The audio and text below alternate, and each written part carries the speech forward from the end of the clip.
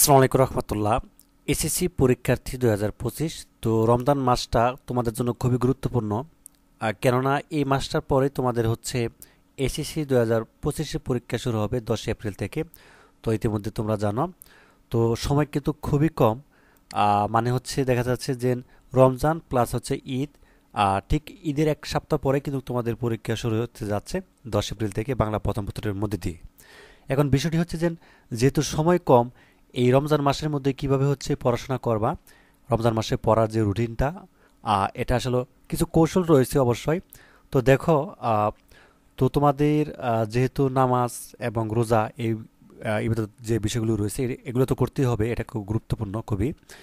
তো এইগুলোর পাশাপাশি পড়াশোনাটা কিভাবে চালিয়ে যাবে রমজান মাসে, এবং কোন কোন সাবজেক্ট আসলে কোন কোন সময় পড়লে উপকার হবে, ঠিক আছে, বাস্তব অভিজ্ঞতা থেকে বলতেছি। তো সেটা নিয়ে কথা বলবো। এবং এইভাবে যদি তুমি পড়াশোনা করো, দেখতে পাবা হচ্ছে তোমার নামাজেও সমস্যা হবে না, রোজার মধ্যে তো সমস্যা হবে না, এই প্লাস হচ্ছে ঘুমাতেও পারবা, প্লাস হচ্ছে পড়াশোনাও হবে, সব কিছু ঠিক হবে, ঠিক আছে। তো সেটা কিভাবে সেটাই বলে দিচ্ছি। তো মাথায় রাখতে হবে যে তোমাদের রমজান মাসে ঠিক, অর্থাৎ এক মাস পরেই, দুঃখিত, এক সপ্তাহ পরেই কিন্তু তোমাদের হচ্ছে এসএসসি পরীক্ষা শুরু হতে যাচ্ছে। এখানে দেখতে পাচ্ছ বাংলা প্রথম পত্র তোমাদের হচ্ছে 10 এপ্রিল, সরি, মানে 10 এপ্রিল থেকে, সরি, তো 10 এপ্রিল থেকে শুরু হতে যাচ্ছে বৃহস্পতিবার, তো বাংলা প্রথম পত্র। তো এখন তোমাদের হচ্ছে পড়ার যে রুটিনটা, বিশেষ করে রমজান মাসে, এটা আসলে কীরকম হবে। তো একটা বিষয় রয়েছে নামাজ, এটা তো করতেই হবে, রোজা এটাও করতে হবে, এবং তারপরে রয়েছে ঘুম, ঠিক আছে। তারপরে হচ্ছে পড়াশোনা। পড়াশোনা এটা আমি কেন শেষে রেখেছি, এটার কারণ রয়েছে। তো দেখো, এই যে বিষয়গুলো রয়েছে, আগে হচ্ছে নামাজ রোজা, ঠিক আছে, ঘুমও আগে রেখেছি পড়াশোনার আগে, কেননা তুমি যদি না ঘুমাতে পারো তাহলে দেখা যাচ্ছে তুমি পড়াশোনা করতে পারবে না, ঠিক আছে। কেননা দেখা যাচ্ছে তুমি যদি ঘুমটা ভালো যদি হয়, তারপরে যদি তুমি পড়াশোনা করো, অটোমেটিকভাবে তোমার পড়াশোনা ভালো হবে এবং পড়তে মন চাইবে। আর যদি ঘুমটা যদি ভালো না হয়, তাহলে দেখা যাচ্ছে যত কিছুই করো না কেন তোমার পড়াশোনা হবে না এবং মনেও রাখতে পারবে না, মানে পড়তে মন চাইবে না এক কথায়। আচ্ছা, এখন কিছু বিষয় রয়েছে এখানে, মূল বিষয় তোমাদের রয়েছে, কিছু মূল বিষয় তোমাদের এখানে রয়েছে, মোটামুটি হচ্ছে তিনটা, তাই না? মূল বিষয় বাংলা, ইংরেজি এবং গণিত, এই তিনটাই হচ্ছে তোমাদের মূল বিষয়। বিজ্ঞান বলো বা যাদের হচ্ছে মানবিক বা হচ্ছে ব্যবসা শাখা রয়েছে, তো সবারই কিন্তু মূল বিষয় এই তিনটা, বাংলা, ইংরেজি এবং হচ্ছে গণিত। এক্ষেত্রে বাংলা প্রথম এবং দ্বিতীয় পত্র রয়েছে, ইংরেজি প্রথম এবং দ্বিতীয় পত্র রয়েছে, আর গণিত তো একটাই রয়েছে।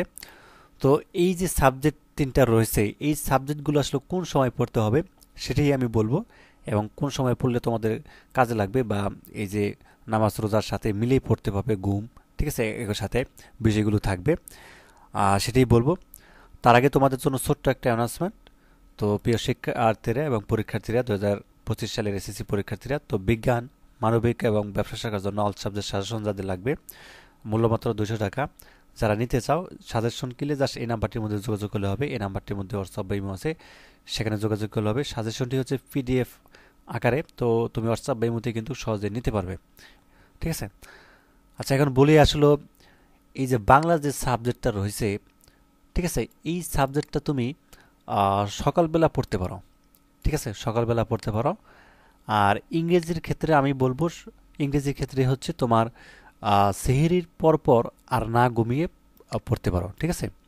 অর্থাৎ তুমি এখানে একটা কাজ করতে পারো, সেহরি যেহেতু লাস্ট সময়, তোমাদের হচ্ছে দেখা যাচ্ছে 5টা বেজে যাবে এবং নামাজ হয়তো বা 5:30, এরপরে আর হচ্ছে ঘুমাবে না, না ঘুমিয়ে দেন হচ্ছে তুমি ইংরেজি 1.5 ঘন্টা তো পড়লেই হবে, 1.5 ঘন্টা পরে তুমি হচ্ছে ছোটো করে একটা 2 ঘন্টার মতো একটা ঘুম দিবে, দেন হচ্ছে তুমি বাংলা সাবজেক্টটা পড়বা, ঠিক আছে, দেন হচ্ছে বাংলা সাবজেক্টটা পড়বা। আর এই যে দিনের বেলা, বিশেষ করে জোহরের পর, ঠিক আছে, জোহরের পর থেকে তুমি শুধু গণিত করবা।